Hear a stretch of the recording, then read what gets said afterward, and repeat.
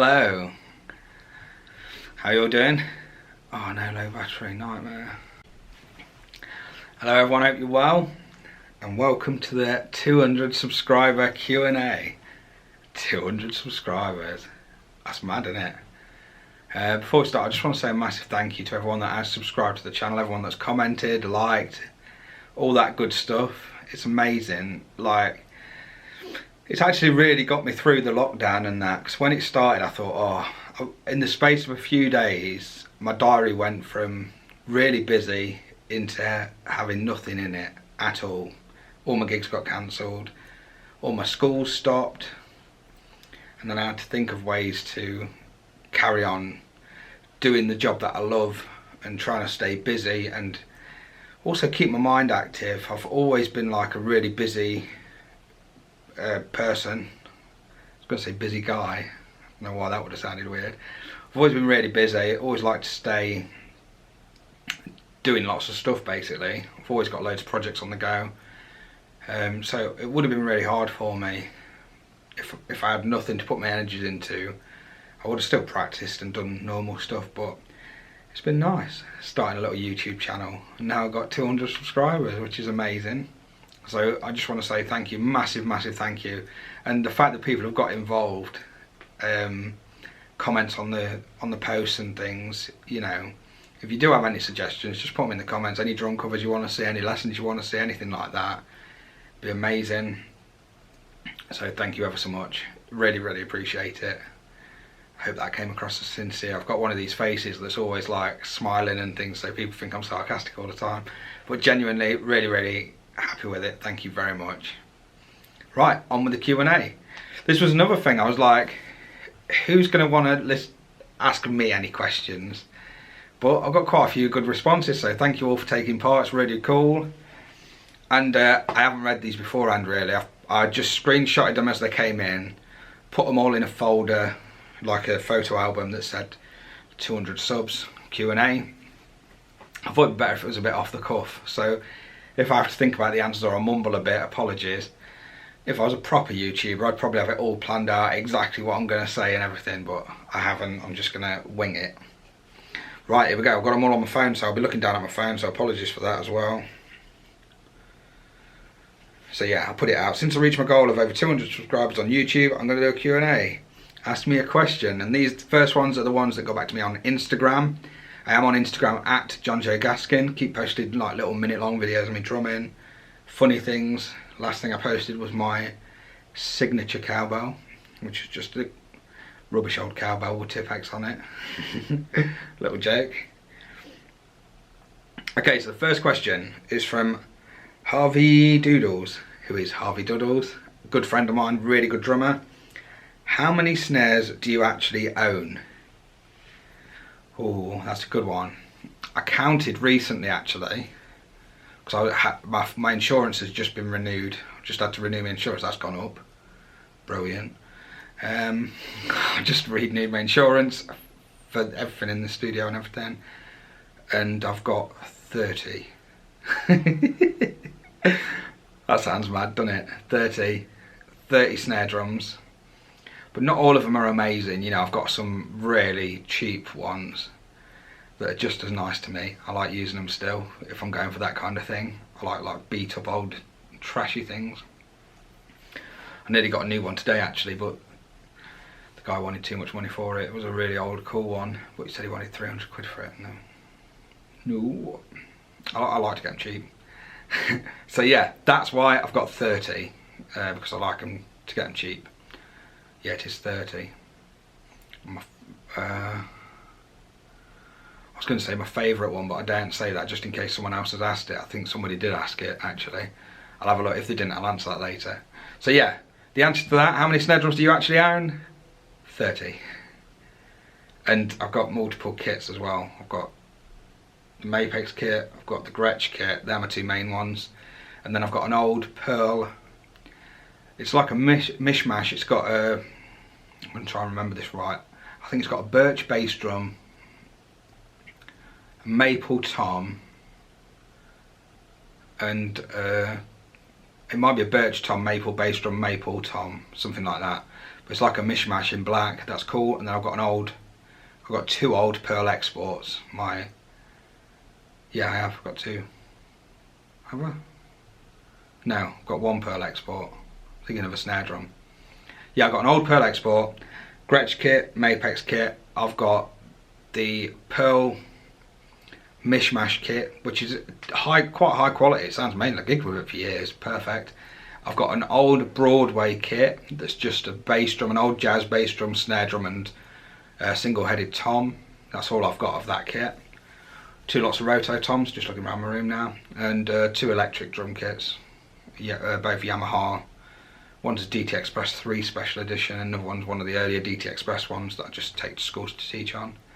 And then I've got Roland SPDSX, that's the other electronics. I don't think there's anything else, there must be, but I can't think offhand. So yeah, 30 to answer your question.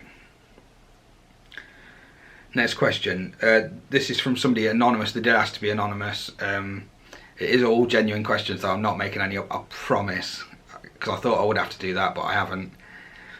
So this anonymous person says, what's the best way to support your music teacher?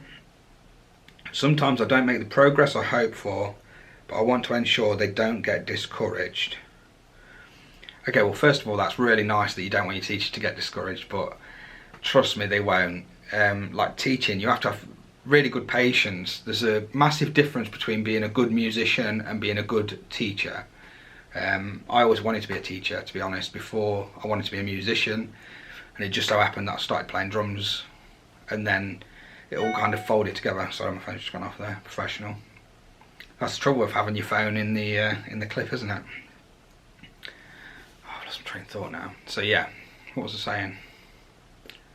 Yeah, there's a big difference between being a good musician and a good teacher. All teachers are really patient, hopefully, if they're good. So they won't get discouraged. They'll find ways that work for the way that you learn. Everyone learns differently, and a good teacher will find the way to teach you properly. Also, you said you're not making the progress you want. That can depend on what you want to do. You know, for instance, if you're a drummer, you're not going to be playing like Virgil Donati within the first 5 years.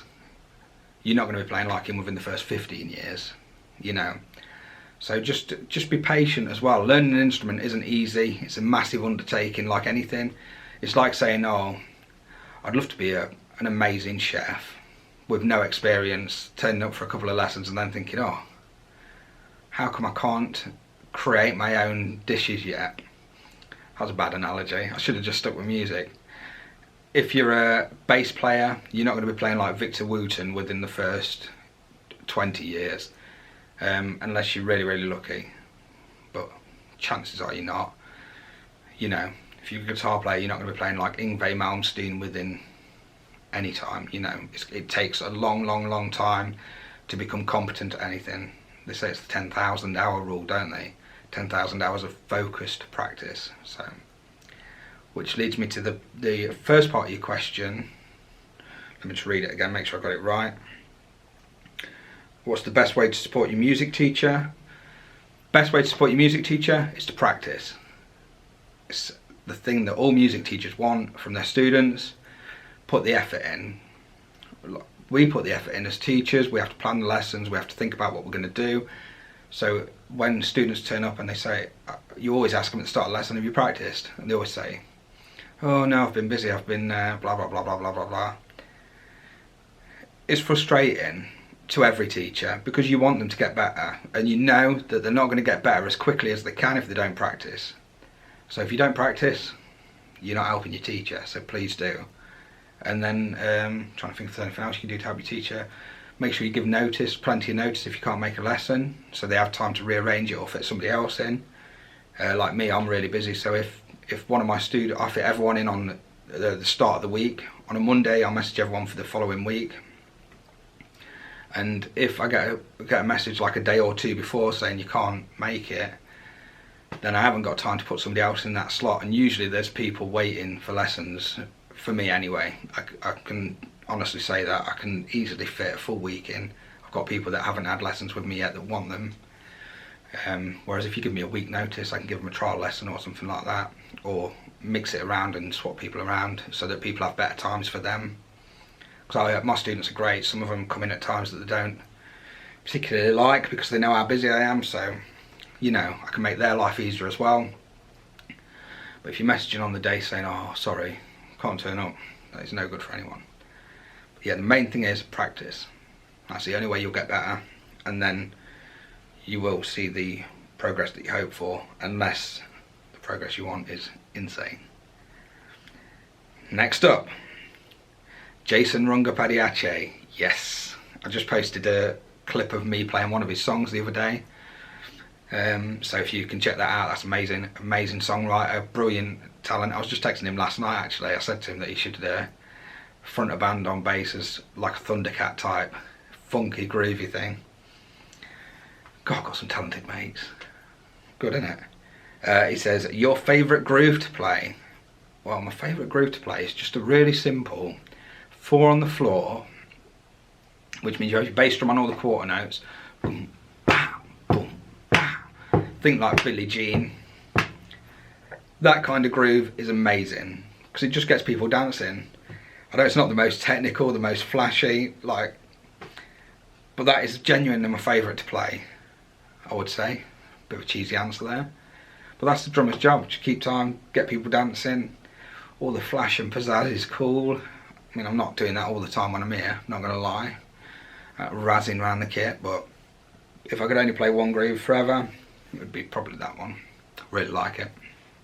Getting people dancing, that's what it's all about, isn't it? No better feeling than that. Missing it. Crikey. Been a while now since I've had a gig. Next up, this is all from Instagram. Told you I had a few questions. James Manners Music, another good friend, amazing songwriter, amazing person. Check him out if you can. That's on Instagram, James Manners Music. Where do you get your Bullet Club tees? Well, to be honest, I've worn the same one for about 7 years now or something. My mum actually sent me a picture yesterday from years and years ago. Same t-shirt as the one you're referring to, I think, but I have got a couple. So you'll notice with my dress sense, I always dress like this. If I'm at a school, I have to wear like a shirt and jumper and trousers, but I don't own a suit. I play people's weddings in just trousers and a black shirt. I like to be comfortable, so I'm one of them guys that wears shorts and flip-flops all year round. And yeah, all my t-shirts basically are either band t-shirts or pro wrestling t-shirts. I'm a massive pro wrestling fan. I'm sure you've seen my wrestling figures in some of the videos. I'm just a big kid really. I love it. So yeah, always just wrestling t-shirts, my favourite wrestlers, things like that. Big fan of New Japan Pro Wrestling, so that's the Bullet Club reference, and I've got a couple of them. So yeah. Oh, and where do I get them from? If you're thinking about Christmas early, prowrestlingtees.com. They're the ones that stock all the independent wrestlers that I like, and all the things like that. That's where most of them come from. Or WWE Europe shop. If you're thinking about Christmas, mate, get on it. Yeah, send me a link beforehand though. I don't want anybody rubbish. I only want guys that I like, please. Hope that answered your question. And then I've got a follow-up from James Manners Music. Is it true that Manners taught you how to play Superstition? Yeah, Manners' party trick at any open mic night is to jump on the drums and play and sing Superstition at the same time. And it pains me to say it, but he actually does a decent job. Plays a little bit too behind the beat sometimes, because he tries to make it groove. Well, is it true that you taught me it? Well, considering that neither of us play it correctly, I'm going to say yes, so then you can take the blame for me not playing it right either. So yes, Manners taught me how to play Superstition. So if any of you see me playing live and I end up playing Superstition, that's why I play it how I play it, because I was taught by the great drummer that is James Steve Jordan Manners. Right, and now we're moving on to the YouTube comments. Oh, I'm 15 minutes in already. have a swig of my tea. I had to be careful there because normally I slurp my tea loads. I thought that won't be very good on this video, so I'm going to try and do it carefully. I keep having to lick my lips. I'm not used to talking this long. Okie dokie, so on to the YouTube comments. Dr. Nerd, that's a brilliant name by the way. Sorry I don't know your proper name, I just know you from YouTube. Unless I do know you, but I can't see from that picture. Dr. Nerd, here's one. Do you play any other instruments? If so, do you think that has a positive effect on your drumming? No, I don't play any other instruments, unfortunately. I would love to. Every year I threaten to get lessons and try. Because yes, it definitely does make you better. The more instruments you know, the better you get all round, because you just get more knowledge of the instrument.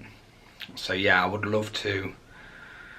And I go through phases where I try, but ultimately I've always wanted to just be the best I can be on the drum set. And I always, whenever I try to learn another instrument, I always think I should be using this time to get better on the instrument that I'm doing as my job. You know what I mean? There's so much to learn as well. Like at the minute I've been learning how to edit videos, which I'm rubbish at. Been learning how to record better, which I'm not very good at either. I keep saying I'm not very good, it's true. So I'm trying to get better at that. Well, my camera's going to die, so I'm going to have to stop and then restart, sorry. Okay, sorry about that. My camera, after 16 minutes and 30 seconds or something, it turns itself off. It must be a setting that I don't know how to do. Told you I wasn't very good at editing videos or doing videos. Yeah, that's a prime example. Things like that keep happening to me where I don't know what I'm doing. So no, I don't know any other instruments. I would love to, but I'll make it clear if people hire me that I am just a drum set player. You know, I do some orchestral stuff, and if they require percussion, like tuned percussion and things, I'll put it on my sample pad. I can do it like that and play it as a drum set player. And up to now I haven't had any complaints. Everyone seems happy with my playing. But no, I don't play any other instruments, even though I would love to. And yes, it does 100% make you better all round. If I learned piano, it'd make me better on the drums. If I learned bass, it'd make me better on the drums. But it's just time. I think with me, I'm different than most because I didn't start playing until I was like 15 or 16. I started quite late, so I feel like I'm always playing catch up. And my goal was to be really well rounded. I want to be able to read well. I want to be able to play loads of different styles. I don't want to be just a metal drummer or just a pop drummer or just a funk drummer. I want to be able to dabble my hand in everything. If you look at my drum book collection, you know, I try my hardest to learn as much as I can. I want to be really well rounded. That was my thing that I wanted to do. I wanted to be able to play with an orchestra and then play a metal gig and then play a punk gig and then play blues and then play a little bit of jazz. You know, I want to be able to do everything. I like variety in my playing. So yeah, I always feel like there's too much to learn on the drum set for me to take time out to do other stuff. There ain't enough hours in the day as it is. Hope that's answered that. Aaron Cunningham commented, one of my students, yay! Thank you. Out of your ever-growing snare collection, which is your favourite snare and why? That's his first question. Oh, I've got to look at him. Do you know what? It changes. It changes on a week by week basis. I have like phases of which one I'm using. At the minute it's the DW1, I've been using that now, but for the last probably like 3 or 4 weeks I've been using the Marvin Smitty Smith one that I got done up by my mate Jim Fulcher, by the way. Shout out to you. Did such a good job on it. Sounds and looks amazing. Can't believe how good it is compared to when I bought it. So thank you so much for that. I need to do you a big plug on one of my social media. It's not that anyone will see it, but I'll have to do that. I need to remember. I keep forgetting. My favourite of all time, like if you said to me I've got to get rid of all my snares, if this COVID goes on for another 2 years and I haven't got any gigs or anything, I've been doing my bookkeeping today as well. A lot of blank pages on my in my diary. If I had to get rid of them all and I could only keep one, I would keep the Perlo Mar Hakim one, just because of the amazing story of Diane getting it, and it is really versatile. It does everything that I want it to do. It's one of my go-to snare drums. I absolutely love it. But I'd say my favourite, that's the one I'd keep if I had to get rid of all of them. So that is technically my favourite. Keep burping, sorry. Sorry, I had cheese on toast for dinner. But my favourite, other than that one, my second favourite, say, I've got a Slingerland. And I'm sure it's a Gene Krupa signature. I keep looking up, I've looked up the serial and stuff, and it's from the right date. And that is amazing. It sounds so good. But it goes out of tune too quickly, so I can't gig with it. So I keep it here at the studio. But it's on my shelf with some of my other ones, some of my like lower end ones, and you wouldn't think it was anything, you know. It looks just like a normal little metal snare drum. But yeah, it's really good, really nice, and quite expensive. Not for me, I didn't pay, I can't remember, I don't think I paid a horrific amount for it. But yeah, that's one of my favourites, really nice. They're all my favourite really, I like them all. They're all really different.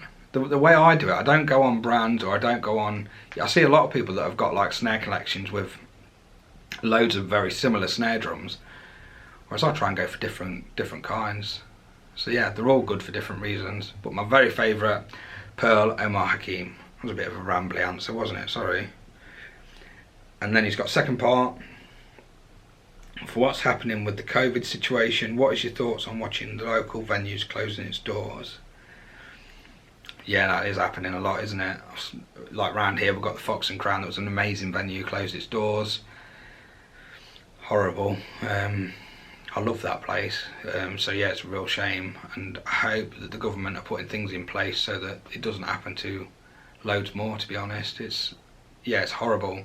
Venues where you've had so many good times and good nights, and I mean, the Fox and Crown was amazing because we've got a violin school in Newark, so a lot of the French students went there, and they really appreciate music. So I mean, there's different venues in town, like the Flying Circus, for instance, where people really appreciate music, but that was one of them venues as well.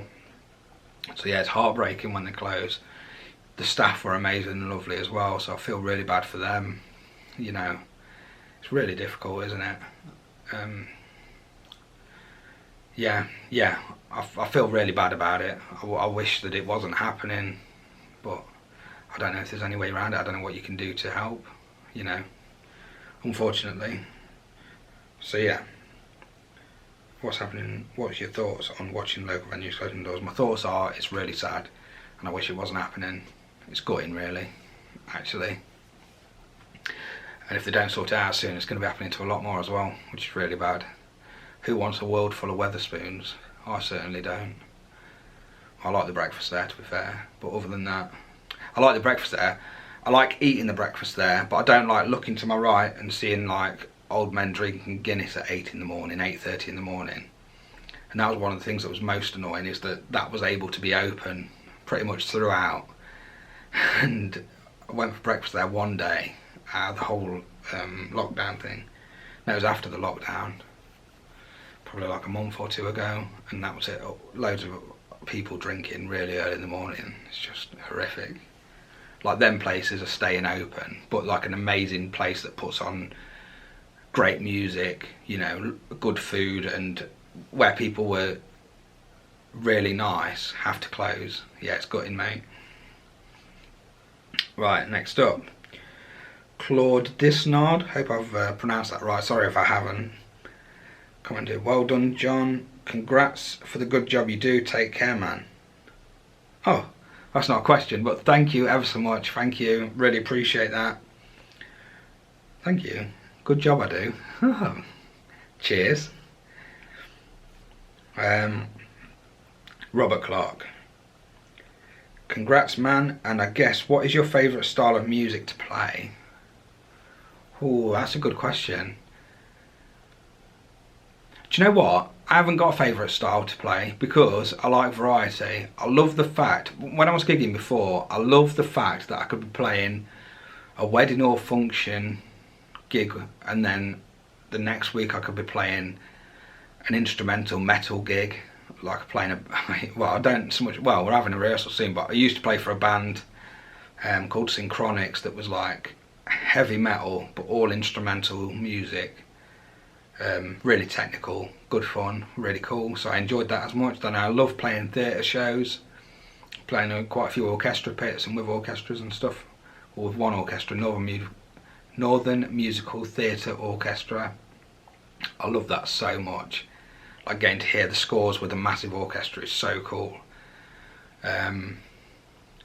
Yeah, and then I like, you know, tribute gigs, anything. I love everything. Favourite style of music to play?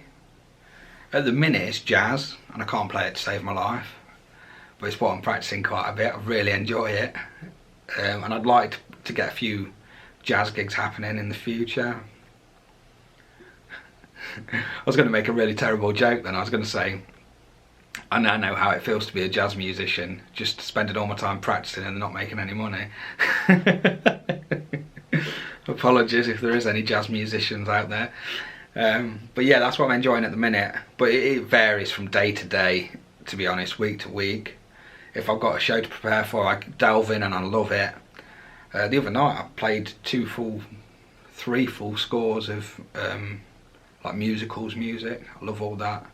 I'm really varied. You wouldn't think it to look at me. A lot of people think I'm just into like classic rock or metal or whatever, but my music taste is really wide, really varied, and it's the same with what I like to play. I like to play everything. That I can anyway. I'm not great at a lot of things, but you know, I try. I hope that answered that. And then, oh, you also asked, what is your pedal choices? DW. Yeah, at the minute DW pedal's great. I've got that one. Oh, that's the old Pearl. Yeah, DW pedal, the DW 5000, you really can't go wrong with that. That's what I use, DW 5000 double pedal. And I've got a DW 3000, I think, on the kit in the studio at the minute. Just a solid, decent double pedal. To be honest, I don't change them enough. I get set in my ways. I've got friends that you know, change the gear really regular. They'll try the new pedals that are coming out and switch and change everything. I mean, I switch snare drums and stuff for recording, you know, but my main kits pretty much stay the same. I've got a big cymbal collection, so I'll change that a lot. But in terms of hardware, you know, some of my stands, I've got old Premier stands from back in the day that I bought from a friend of mine, and they're just sturdy and work, so they don't need to be changed. You know, I keep everything how it is. I'm a bit funny like that. I'll just find something that works and stick with it. I did used to use Pearl Eliminator double pedals, the belt drive one, and they were amazing. I absolutely love them because you could change the cams on them, and they worked great. But one of my screws fell out of the plate at the bottom, the foot plate, and I tried to get a new screw from it for Pearl, and they were like, oh no, you can't get the screw, you got to buy the whole thing. And I said, what do you mean? Oh, you can't just buy that one screw on its own, you've got to buy the whole foot plate. I said, how much is that? And it was like £90 or £100. I said, I only need the screw replacing, like what are you talking about? And they said, oh no, that's the only way to do it. So I said, fine, I'll just, I took the screw off the second pedal, turned it into a single pedal and bought a DW. I'm bad like that as well. I get a bit nasty when I'm angry, so yeah. Don't play Pearl pedals anymore because bad customer service.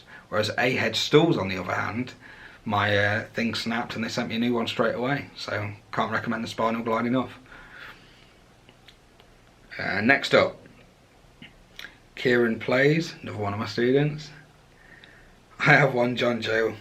What is your favourite student? Nice one, mate. I haven't got a favourite. I like them all equally for different reasons. How's that? I hope that's the answer you were looking for. But that is actually true. I don't have favourites. Everyone's just different, you know. And yeah, a lot of my students are like friends now. You know, I've had some students that have been coming for maybe 10 years. You know, it's mad really. And quite a relaxed, tried to be a nice guy. I had a bad experience with one of my early tutors. I used to play trombone when I first started, and the tutor shouted at me, put me off music. This was when I was quite young, put me off music, made me cry in the lesson actually, because I wasn't taking it home to practice. So I try to be as nice as possible in my lessons. You know, I can be firm if I need to be, but yeah, I treat a lot of my students like friends. You know, try to make the lessons fun, we have a laugh, and get the work done as well at the same time.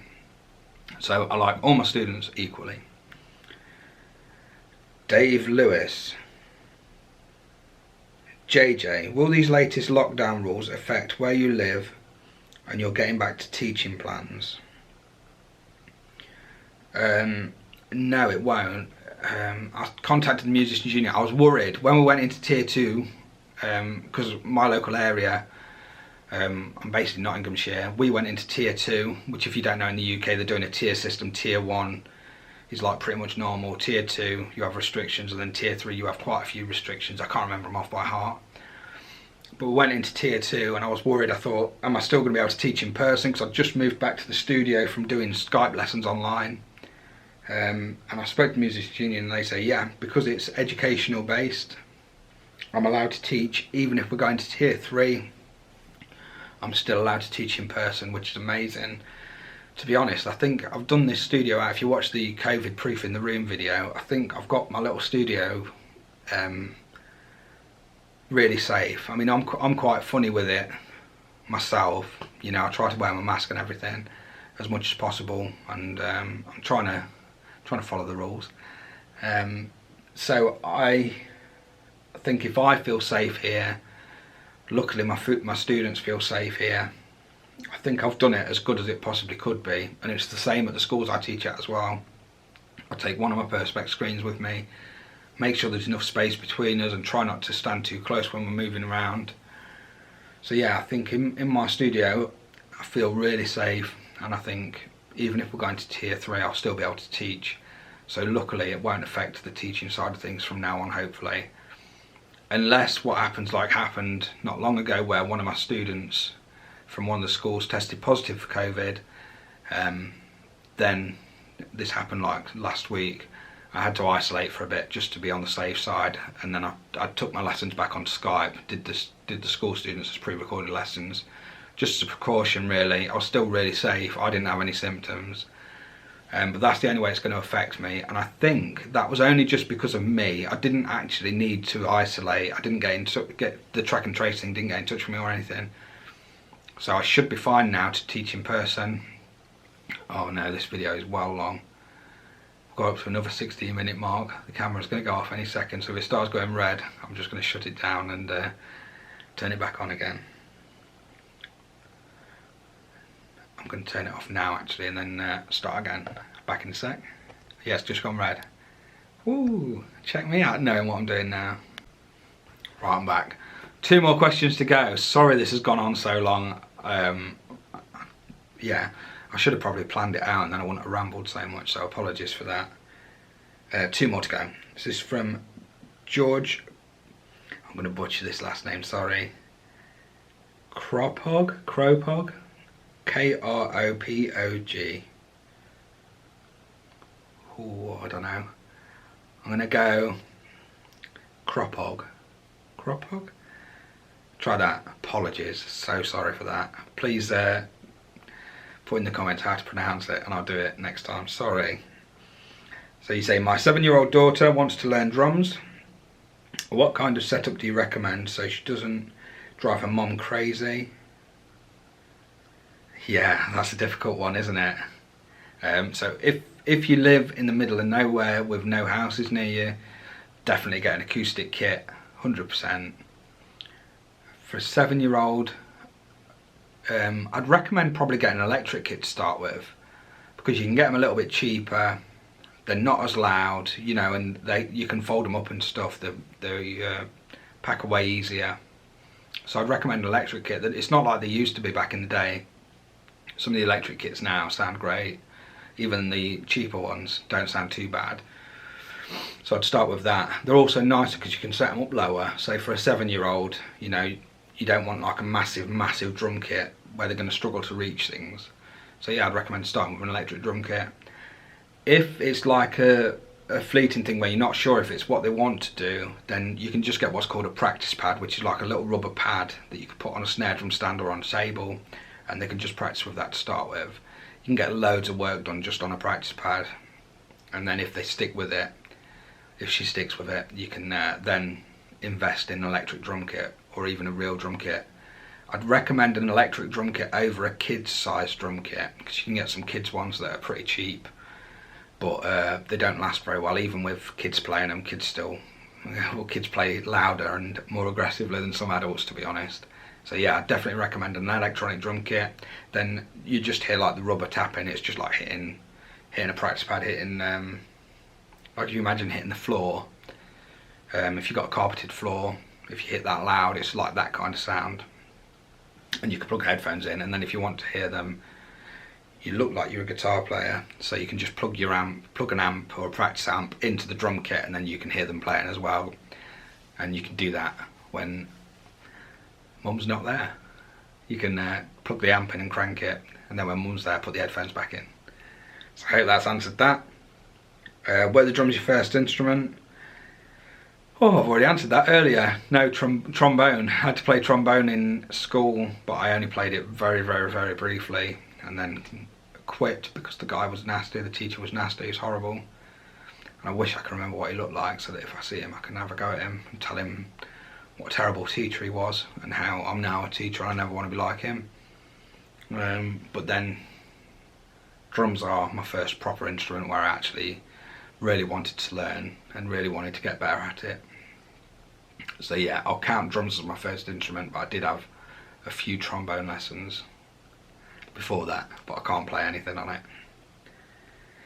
And then say, this is an awesome vlog, I know it'll continue to grow. Thank you, thanks ever so much.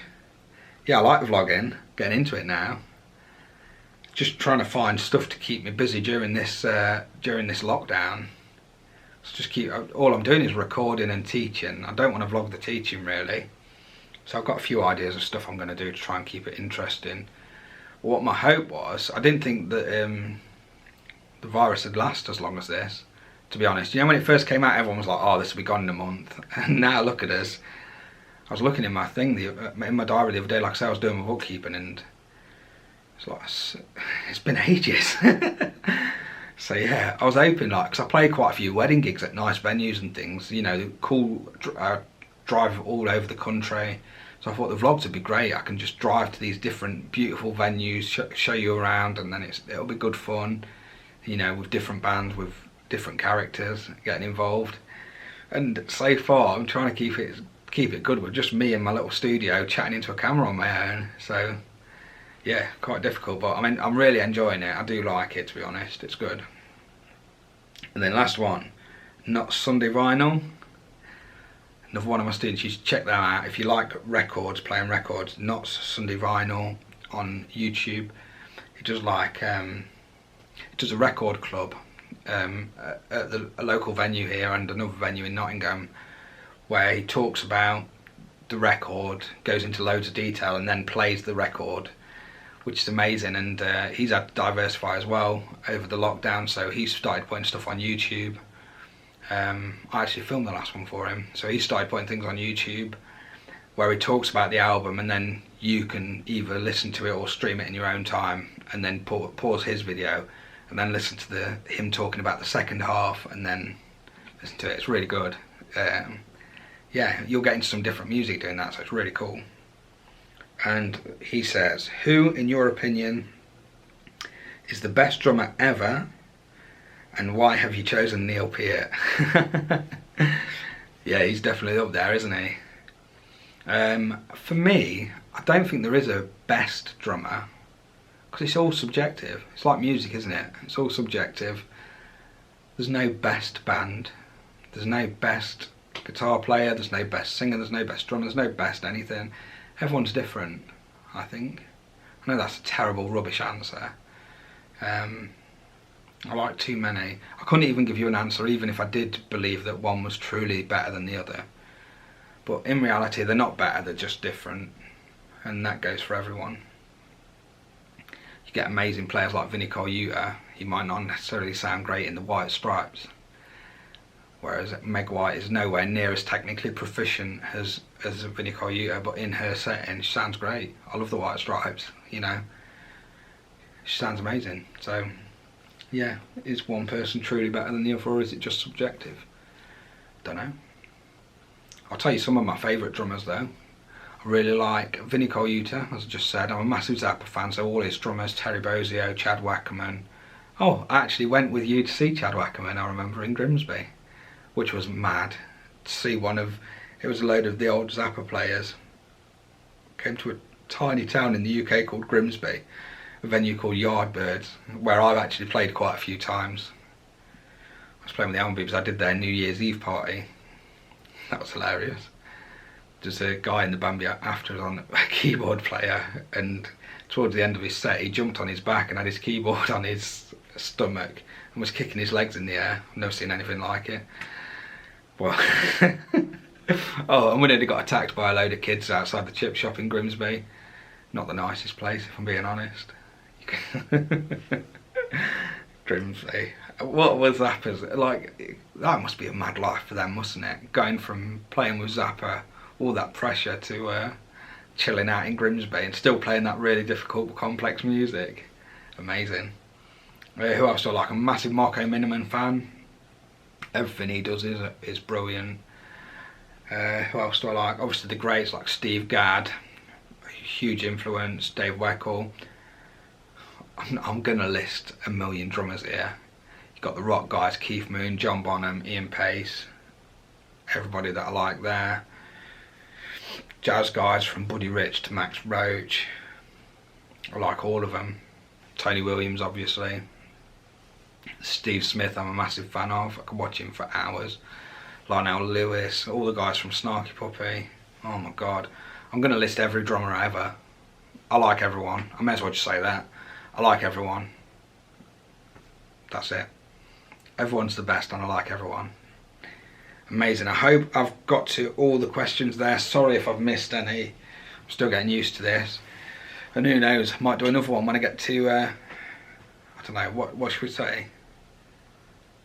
Should it 400 or 500? I might give up soon. I'm only joking, I'm going to keep at it. I'll do another Q&A, I don't know when. But I'm sure nobody wants to hear me rambling for like 40 minutes for no reason. So yeah, I don't know when the next one will be. But hopefully I'll keep growing, keep going, and yeah, I'm having a lot of fun doing this actually. That was good fun there, I actually enjoyed that. It made me think a bit, which hasn't been happening much over lockdown, so thank you again. As I said, I truly appreciate it. Thank you so much for subscribing to the channel and for commenting and everything. It's really cool, it's really nice, and like I say, if you have any suggestions on how I can make the channel better, anything I can do, anything you want to see, just put it in the comments and that. I'm replying to them all. It's not like I've got millions of people at me every day, is it? So yeah, any suggestions, do that. Thank you very much, thank you again, really appreciate it, and see you next time. Cheers, bye.